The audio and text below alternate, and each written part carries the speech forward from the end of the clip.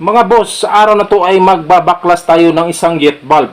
Mahalaga ang video na to kasi ito ay bulb na kalimitan na ginagamit sa mga water system, power plant, oil refinery, at magiging sa mga barko.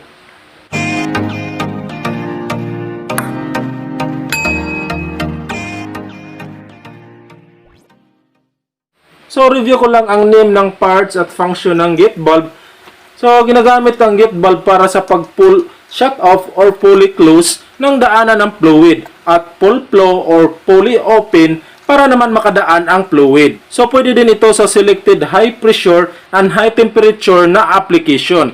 But mostly mga boss, ginagamit ito sa low pressure at high temperature na application. Kasi nga, ang gate bulb ay di katulad ng ibang mga bulb na kunting ikot lang sa handwheel ay fully open or fully closed na agad. So, nangangailangan pa kasi ang gate bulb ng maraming ikot sa handwheel bago ito mag-fully open or mag-fully close. So, response slowly kasi ito ang ating gate bulb mga boss. May iba't ibang klase ng gate bulb. Ito po ay ang parallel gate bulb, full bore through conduit gate bulb, wedge gate bulb, plug disc gate bulb or katulad ng sample natin, at itong true conduit gate bulb na binubuo ng dalawang klase, ang slab gate bulb at double expanding gate bulb. So, kalimitan mga boss nasisira ang gate bulb dahil sa wear and corrosion o kalawang. Sa katagalan ng panahon, magkaka-wears itong ating disc or magbi-build up ang corrosion sa disc na dahilan ng pag-stack up nito. Mostly na-encounter ako ng ganitong scenario sa mga gate bulb na hinahayaan lang na naka-open or naka-close sa mahabang panahon. Diyan mag-start, nakakapit ang kalawang at darating sa punto na hindi mo na talaga ma-open or mako-close ang ating handwheel kasi naka-stuck na ito. So kailangan mga boss, every once a week, ini-exercise din to minsan ang ating mga handwheel sa gate bulb. So sa pag-overhaul ng gate bulb ay simple lang naman. Kailangan lang buksan itong mga nasa itaas na bahagi papunta sa ilalim. So, unang parts ng gate bulb natin ipakilala is ito yon ang handwheel. Ito ang controller sa fully open at fully closed ng disc. Ito naman ang tinatawag na stopping box or yoke. So, ito yung nagpipray sa packing gland para masilihan ng steam or itong spindle sa leaking ng fluid na galing sa ilalim. Ito naman tinatawag na packing gland materials. So, ito yung materials na ginagamit pang seal sa mga shaft at rotating object. At ito naman ang stud bolt. So, ito yung securing lock ng ating stopping box. Ito naman mga boss is tinatawag na bonnet. So, ito yung pangalawa na bahagi ng ating gate bulb. Tinatawag din itong bonnet connection or body. So, dito nakakabit ang ating steam, ang ating disc, gland, at handwheel. So, ito naman ang gasket ng ating bonnet at ng ating body sa gate bulb. So, ito yung nagpre-prevent ng leaking of fluid. Ito naman yung tinatawag na steam. So, steam or spindle. So, dito nakakabit ang disc at handwheel. Ito ang dahilan kaya nag-open at mag-close ang ating disc sa tulong na rin ng thread sa ating steam. Ito naman yung disc mga boss. So, ito yung pinaka-main sealing element. Ito yung pinaka-gate ng ating gate bulb.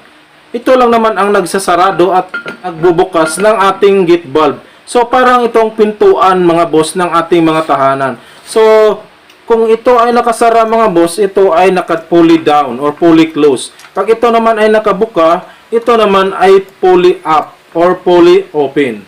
At ito din yung magsisiting sa ating seat ring sa time na fully closed na siya mga boss. So, ito naman yung ating seat ring. Ito yung partner ng disc na pag-close ng daanan ng fluid. Seat ring at disc ang nagsisiting para mag-close ang ating gate bulb. Ito naman mga boss, ito yung tinatawag nating body. So, ito yung pinaka-main body parts ng ating gate bulb. So, pangalawa itong parts mga boss, so tinatawag natin doon na bonnet, itong sa taas na bahagi. Then, lastly mga boss, ito yung tinatawag na flange. So, dito ibubolt ang flange connection ng ating pipeline. Kung bibili din tayo ng bagong gate bulb, ay isa din itong flange sa basihan. Kasi sinusukat ito dito mga boss para sa tamang pag-purchase ng ating mga gate bulb. For example, sinusukat siya sa OD or outside diameter at sinusukat din naman siya sa ID or inside diameter ng flange. At kung bibili ka din ito mga boss, is kailangan mo rin tingnan ang mga bolt holes nito. Meron kasi itong tinatawag na 4 holes, 6 holes, at saka 8 holes na butas ng ating mga plants. So sinusukat din ang size ng holes ng bolt dito mga boss para sa tamang pag-purchase, at inaalam din kung ang plants natin is threaded din itong mga holes or non-threaded mga boss, no. Minsan kasi ang ating plants is merong thread dito. At ito namang ating sample ngayon ay wala siyang thread. So, kaya na sinabi ko kanina, kung bibili ka ng bagong gate bulb, isibigay mo na rin kung ano ang klase at type ng gate bulb na iyong gustong bilhin para sa tamang application. At saka ibigay mo na rin ang profile ng ating plants sa ating gate bulb. So, iti-take note ko lang sa inyo mga boss na itong ating disc ay may internal thread na kaparehas sa thread ng ating external thread sa ating stem. So, ito yung pinaka-adjusting device para mag-lift up or pataas at pababa ang movement ng ating disc once na ito ay naka-open or naka-close. So, may ibang gate bulb mga boss na slip-on lang ang disc na parang nag-slide lang siya na ikinakabit sa ating stem, at ang ating stem naman ay itong sa dulo na part ang threaded. So, para kusa itong tataas at bababa, ang disc naman ay sasabay lang.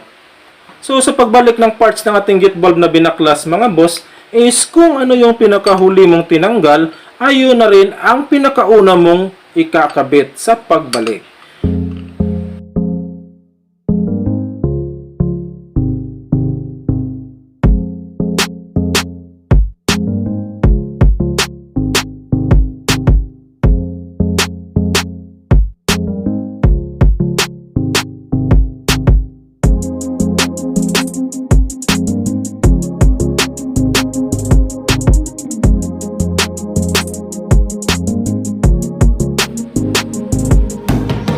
So, ayan na muna para sa araw na to. Hopefully ay nakatulong ang video na to sa inyo. At paki-share and like at subscribe na rin sa channel ko nang magkaroon kayo ng update sa mga bago kong videos na aking ina-upload. So, maraming salamat, thank you, at hanggang sa muli. Peace!